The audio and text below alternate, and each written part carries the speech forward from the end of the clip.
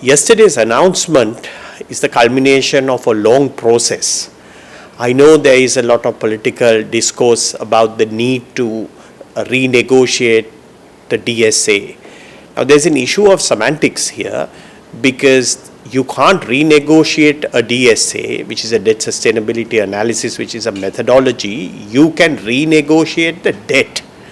So, very briefly, the debt sustainability analysis tries to forecast certain debt carrying capacity variables. Some of them are based on what is called stock variables like debt to GDP, and some of them are what we call flow variables such as gross financing needs, which is the amount of debt that has to be rolled over a particular year.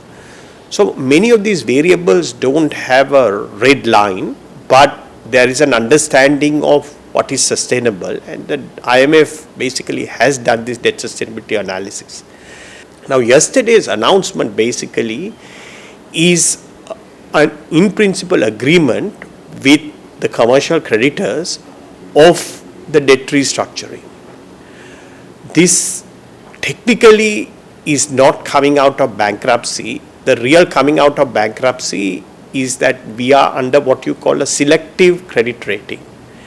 And it will probably take a few more months to complete the whole process, after which there will be a rating action on us where we will probably come out of selective default, hopefully for a rating about CCC. Now, getting an investable rating is fundamental to our economic future. Now, there is no credibility in delaying this process, because if you delay it, the interest will accrue at the old rate of interest. Now, just because we finalize the process, it doesn't mean that at a future date you can't default again, because many countries go on to default, but let's hope that Sri Lanka basically does not have to do that.